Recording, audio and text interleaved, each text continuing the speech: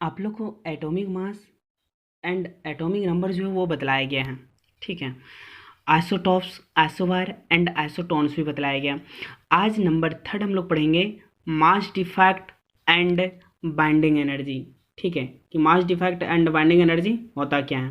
ठीक है, तो थोड़ा सा पहले ये बतला दे लेते हैं हम आपको कि आइसोटॉप्स, आइसोबार्स और आइसोटोन्स का थोड़ा वीडियो क्वालिटी ख़राब था।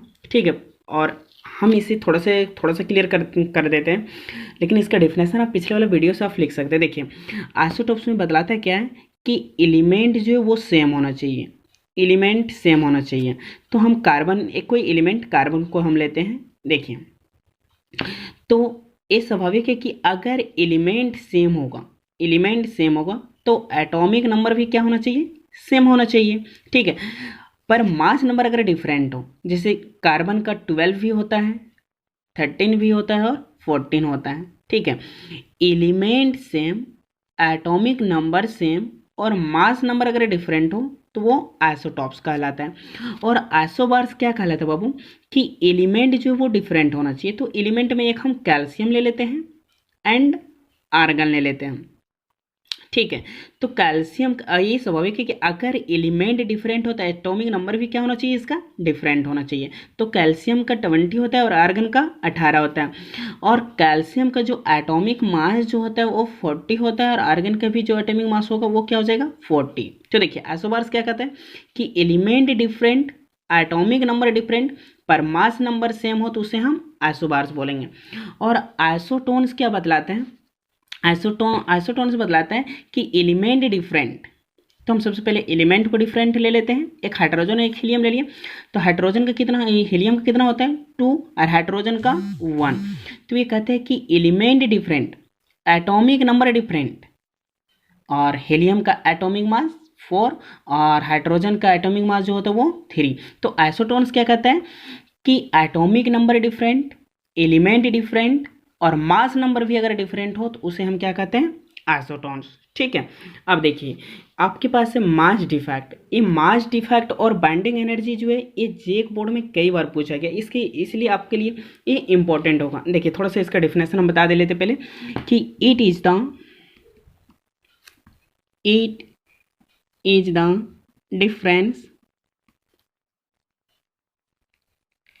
difference of mass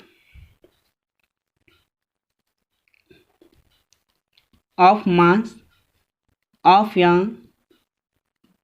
nucleus and the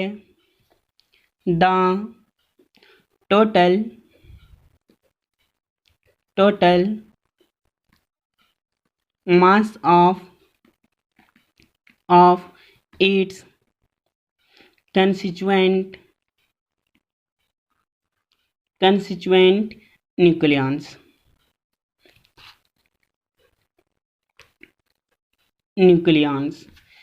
is called mass defect।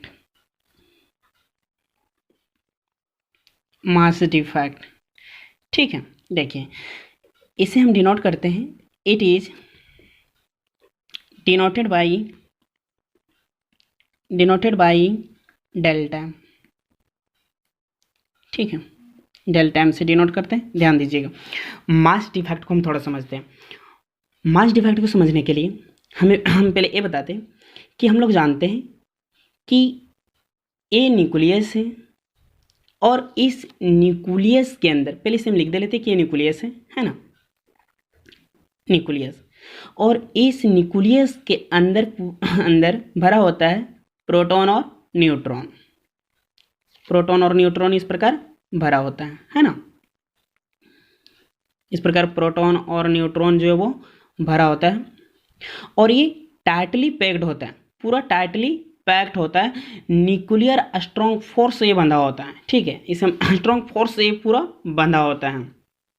देखिए, तो हम जानते हैं कि ये न्यूक्लियस है और इस न्यूक्लियस के अंदर प्रोटॉन और न्यूट्रॉन भरा हुआ है। इसे हम थोड़ा सा दिखा भी देते हैं कि प्रोटॉन और न्यूट्रॉन भरा हुआ है। और हम जानते हैं कि प्रोटॉन और न्यूट्रॉन का जो कॉम्बिनेशन होता है उसे हम न्यूक्लियॉन कहते हैं, है ना, उसे हम न्यूक्लियॉन कहते हैं। देखिए, न्यूक्लियस के अंदर जो प्रोटॉन और न्यूट्रॉन जो भरा हुआ है इसे हम तो न्यूक्लियन कहते हैं, और हमें पता है कि इस न्यूक्लियन के अंदर जो ये प्रोटॉन और न्यूट्रॉन जो होते हैं ये टाइटली पैक्ड होता है और ये न्यूक्लियर स्ट्रॉन्ग फोर्स से बंधा होता है। ठीक है, आपको हम बताएंगे न्यूक्लियर फोर्स क्या है। थोड़ा सा ध्यान देख लेते हैं कि मास डिफेक्ट क्या है। तो देखिए ये कहता है कि मास ऑफ न्यूक्लियस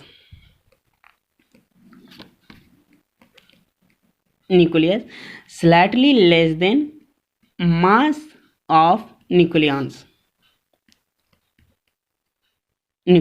थोड़ा ध्यान दीजिएगा, देखिए क्या बताता है मास डिफेक्ट यानी मास में डिफरेंट। ठीक है, देखिए मास of nucleus slightly less then mass of nucleon, यानी हम कह सकते हैं कि न्यूक्लियंस का जो मास है उसमें से थोड़ा कम जो है वो न्यूक्लियस का मास है। ठीक है, यानी आप यहाँ भी देख सकते हैं कि ये जो प्रोटॉन और न्यूट्रॉन का जो मास है उस मास से थोड़ा कम मास न्यूक्लियस का होता है। ठीक है, फिर ध्यान दीजिएगा कि प्रोटॉन और न्यूट्रॉन, तो प्रोटॉन और न्यूट्रॉन जो मिलकर बनता है उसे न्यूक्लियन कहते हैं। प्रोटॉन और न्यूट्रॉन का मास से थोड़ा कम मास न्यूक्लियस का होता है और इसी डिफरेंट को हम मास डिफेक्ट कहते हैं। इससे एक वर्ड में आप कह सकते हैं कि सर न्यूक्लियंस का मास जो है इससे थोड़ा कम मास न्यूक्लियस का होता है और इसी को हम मास डिफेक्ट कहते हैं। ठीक है, तो ध्यान दीजिए थोड़ा सा, इसका फॉर्मूला हम बता देते हैं। Delta M is equal to, इसका फॉर्मूला जो होता है वो होता है जेड, बता देंगे M P plus A minus Z minus M. देखिए क्या वेयर एम पी क्या है, मास ऑफ प्रोटॉन,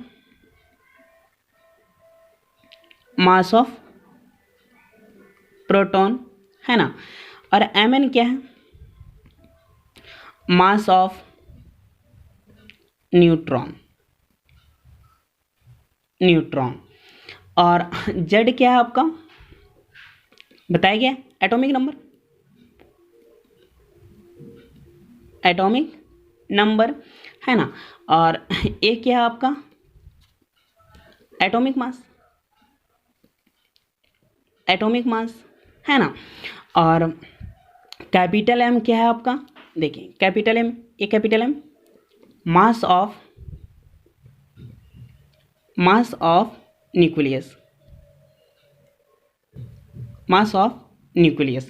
ध्यान दीजिएगा।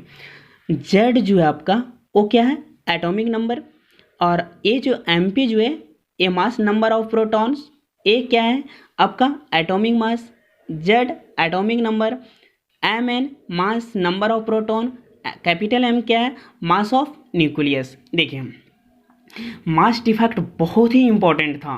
ठीक है, इसलिए आपको बार बार हम बता रहे हैं कि मास डिफेक्ट का मतलब होता है मास डिफरेंट। ठीक है, और हमें पता है कि प्रोटॉन और न्यूट्रॉन का जो मास है उस मास से थोड़ा कम मास न्यूक्लियस का होता है और उसी को हम मास डिफेक्ट कहते हैं। अब बच्चा आपका बाइंडिंग एनर्जी, तो इस बाइंडिंग एनर्जी को हम आपको नेक्स्ट वीडियो में से अपलोड कर देंगे। ठीक है, फिलहाल इतना ही।